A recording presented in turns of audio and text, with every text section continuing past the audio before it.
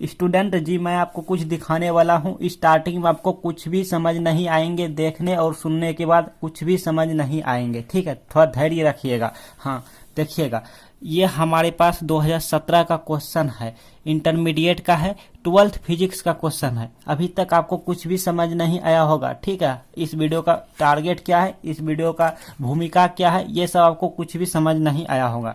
थोड़ा सा वीडियो पे रुक जाइए, ठीक है। देख रहे हैं आईएससी आर्मिंग, ये फिजिक्स का है क्वेश्चन, 12th फिजिक्स का क्वेश्चन लिए गए हैं, जो कि 2017 के बोर्ड एग्जाम में पूछे गए हैं। क्लियर? अच्छा, उस टाइम देख सकते हैं आप, यहाँ सब ऐसे वैसे था, मतलब कि यहाँ पर इस तरह से रहता था। ज़्यादा हम बातें नहीं करेंगे यहाँ पे, सिर्फ काम की बातें करेंगे। तो आपको हम कुछ दिखाना चाह रहे हैं और तब जाके कुछ बताऊंगा। तो ये सब आप चाहें तो देख भी सकते हैं, नहीं तो नहीं भी देख सकते हैं, ठीक है। क्योंकि वही चीज़ देखिए फिलहाल जो आपके काम का है। तो पहले तो आप देख सकते हैं, ये 2 नंबर क्वेश्चन हम आपको दिखाना चाह रहे हैं, बट आप इसको क्यों छोड़ रहे हैं, ये आ गया तो चलो इसको देख लेते हैं। देखिए, इसमें कह रहा है किसी आवेशित खोखले गोलाकार, यानी खोखला गोला को है वो आवेश से आवेशित किया गया है, मतलब उस पर आवेश दिया गया। अच्छा, चालक के टाइप में है, इसके भीतर या फिर इसके अंदर, मतलब कोई खोखला गोला है, उसके अंदर विद्युत तीव्रता क्या होगा। ये तो बच्चे को मालूम है भाई, आप खुद जानते हैं कि कोई खोखले गोला रहता है, मतलब जैसे कोई बॉल ले लो, जो बचपन में हम लोग बॉल खेलते थे ना, टेनिस है, क्रिकेट वाला बॉल, तो वो बॉल हमारा कैसा होता है भाई, खोखला बॉल होता है, ठीक है, अंदर से पूरा खोखला होता है। तो अगर हम उस पर आवेश देंगे, मतलब खोखले गोले पर आवेश देंगे या आवेशित करेंगे उसको, और उसके भीतर का हम विद्युत तीव्रता दिखाएंगे, तो वो हमारा शून्य हो जाएगा। ये सब हम पहले डिस्कस कर रखे हैं, तो आप ध्यान में रखिएगा फिलहाल कि किसी आवेशित खोखले गोले के भीतर या अंदर विद्युत तीव्रता जो होता है वो शून्य होता है, 0 होता है। ऑप्शन नंबर सी, ये हमारा टारगेट नहीं था, क्वेश्चन हमारा ये था। देखिए, क्वेश्चन हमारा ये था, आप अच्छे से थोड़ा देखिए और थोड़ा धैर्य बनाए रखिएगा। हाँ, नहीं तो भाग जाइएगा ना तो कुछ भी समझ नहीं आएगा, क्योंकि ये मोस्ट इंपॉर्टेंट टॉपिक है। देखिए, क्वेश्चन में कि 3 धारिता, मतलब 3 को संधारित्र है, 3 संधारित्र जिसमें प्रत्येक की धारिता सी है, कुछ भी रह सकता है। हालांकि अक्सर यही सब क्वेश्चन पूछे जाते हैं, ऑब्जेक्टिव में ही नहीं बल्कि 2 नंबरिया, आई मीन जो शॉर्ट सब्जेक्टिव होते हैं, लॉन्ग सब्जेक्टिव होते हैं, 2 नंबरिया, 5 नंबरिया, ये सब क्वेश्चन पूछे जाते हैं। तो आज सब का हम निवारण बताएंगे। अच्छा, श्रेणी क्रम में जोड़े गए हैं, हो सकता है कल को समांतर क्रम में जोड़ दे, आई मीन एग्जाम में श्रेणी क्रम ना रहे, समांतर क्रम रहे। अच्छा, तो इसका जो होगा मतलब धारिता क्या होगा, तो यही सब आज हम डिस्कस करेंगे। देखिए, हम ये कहना चाह रहे हैं आपसे डी स्टन जी कि धारिता वाला ऑब्जेक्टिव में पूछे या सब्जेक्टिव में पूछे, लेकिन एक ना एक क्वेश्चन बनता है एग्जाम में। अब चाहे वो 2017 का क्वेश्चन हो, या 2018 का हो, या 22 का हो, या 23 का हो, या 24 या 25, लेकिन धारिता वाला एक न एक आते रहेंगे। कुल मिला के हम ये कहना चाह रहे हैं कि आप धारिता वाला क्वेश्चन अच्छे से सीख लीजिए, हम खुद सिखाएंगे। एक छोटा सा क्वेश्चन लेके हम आपको सिखाएंगे और आप अच्छे से सीख जाएंगे, फिर वो छोटे से क्वेश्चन से आप बड़े बड़े क्वेश्चन को सॉल्व करने लगेंगे, क्योंकि वो उस टाइप का हम आपको सिखाएंगे ही। तो बने रहे वीडियो पे अंत तक।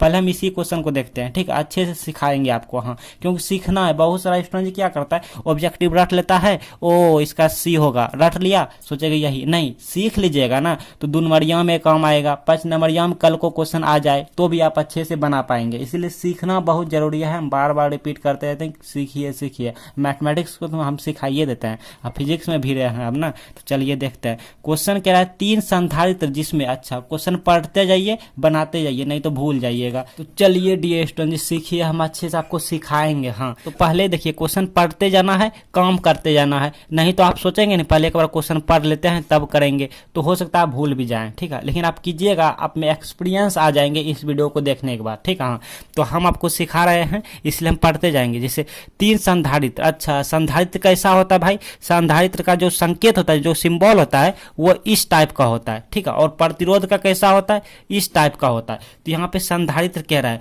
मतलब 3 को हम, मतलब कि सिर्फ संधारित्र, देखिए संधारित्र है तो संधारित्र बना लिया। अब कितना संधारित्र है भाई, तो यहाँ पे 3 संधारित्र है, वो मतलब कोमा दे के 3 को बना लेंगे ऐसे। तो देखिए हम 3 को संधारित्र बना लिया, तो लाइट चली गई। देखिए, जब भी आप कोई अच्छा काम कीजिएगा ना तो आपका कोई साथ नहीं देगा, यहाँ से यही पता चलता है। मैं भी अच्छा काम करने भिड़ा तो लाइट नहीं दिया साथ, मुझे लाइट चला गया। तो अब मैं क्या कर रहा हूँ, ये देखिए, अब मैं ये वाला फोन है मेरे पास, ये फ्लक्स ऑन कर, तो थोड़ा आप मैनेज कीजिएगा, ठीक। हाँ, तो देखिए 3 संधारित्र है, मतलब 1 संधारित्र, 2 संधारित्र, 3 संधारित्र बना लिया, ठीक है।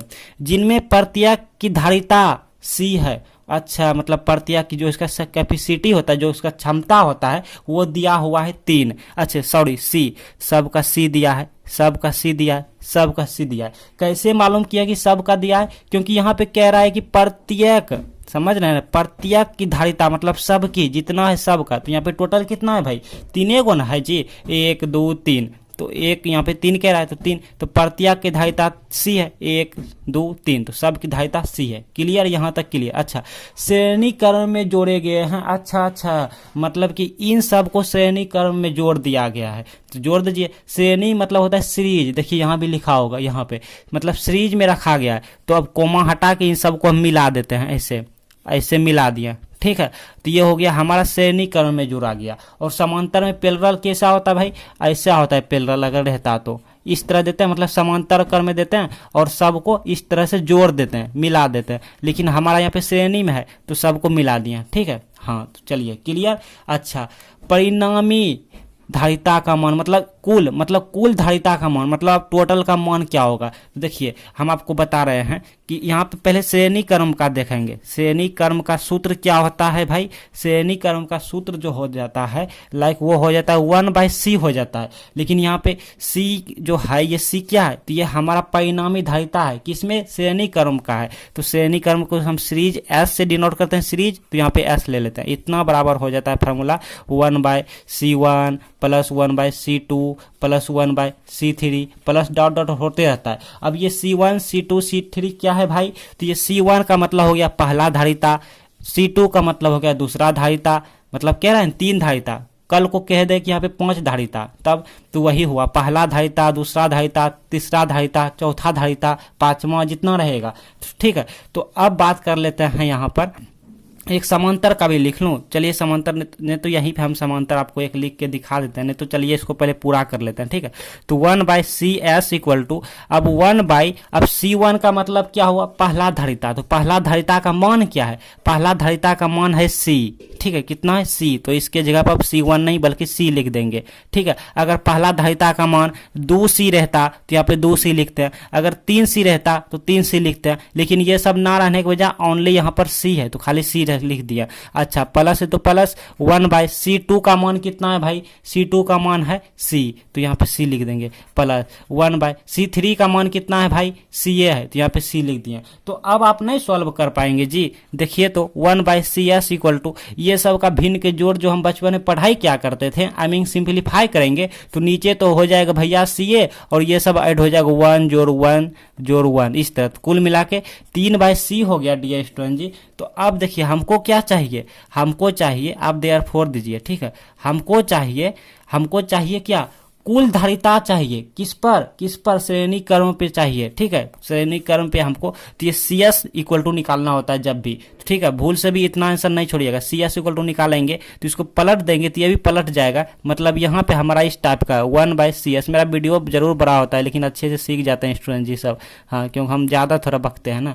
अच्छा, तो 1/cs इक्वल टू हो गया 3/c मिला। अब इसको पलट देंगे क्योंकि हमको चाहिए ओनली cs चाहिए, ठीक है।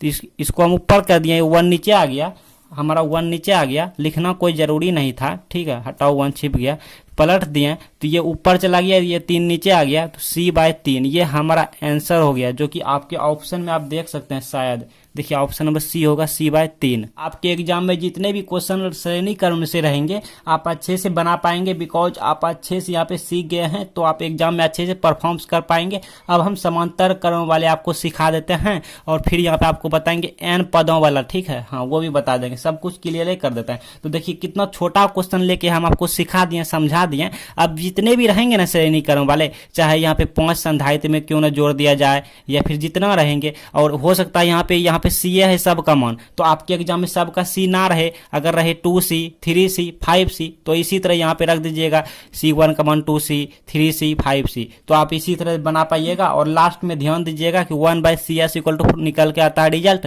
लेकिन आपको cs निकाल लेना है, मतलब ऊपर नीचे पलटाव देना है, ठीक है। तो अब आते हैं समांतर क्रम में ले लेते हैं। मान लीजिए कि इसी को समांतर क्रम में अगर हम जोड़ दें तो हमारा किस टाइप का होगा, बताइए मुझे। इस टाइप का होगा, इस टाइप का।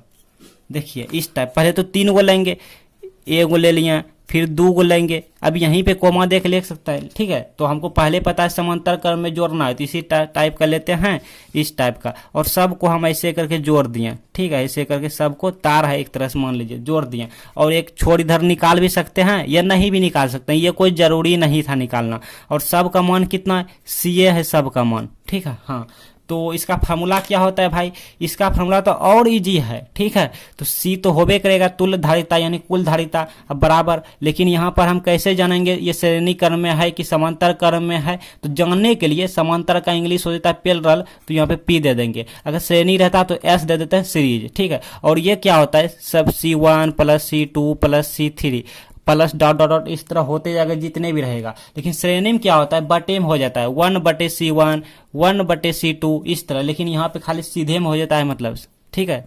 हाँ, तो ये C1 का मान कितना है, CA है, C2 का मान भी CA है, C3 का मान भी CA है, तो ये कुल मिला के 3C हो गया, 3C, ठीक है। तो यहाँ से ये पता चला कि ये जितने भी रहेंगे डॉट डॉट डॉट डॉट, मान लीजिए डॉट डॉट डॉट डॉट, सीख लीजिए ये सब काम आएगा, डॉट डॉट डॉट डॉट रहेगा और इस तरह जुड़ा रहेगा, ठीक है। और कहेगा यहाँ पे n पदों तक, मतलब ये जो है ना 1 2 3 को जुड़ा हुआ है, 4 को 5 को 6 को n तक जुड़ा हुआ है। तो यहाँ पे देखिए 1 2 3 का जब हम निकालें, ध्यान से समझिए, 1 2 3 को जब हम लेके चलें तो लास्ट में 3 आ गया और यही वाला C आ गया। तो n तक जब लेके चलेंगे तो CP बराबर NC हो जाएगा, ठीक है। यही वाला n यहाँ हो जाएगा।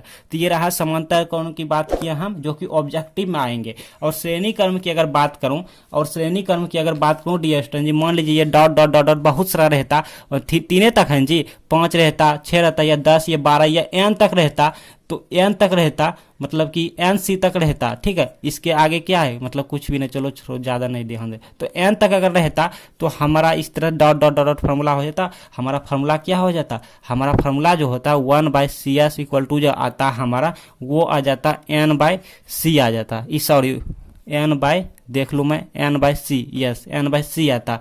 क्योंकि देखिए यहाँ पे 1/CS इक्वल टू क्या आया, 3/C आया। क्यों आया 3, क्योंकि 3 है तो यहाँ पे 1 2 3 1 है तो 3 आया। लेकिन अगर हम n तक लेंगे तो n/C हो गया। तो आपके एग्जाम में जितने भी श्रेणी क्रम और समांतर क्रम से क्वेश्चन रहेंगे तो आप अच्छे से एग्जाम में परफॉर्म कर पाएंगे।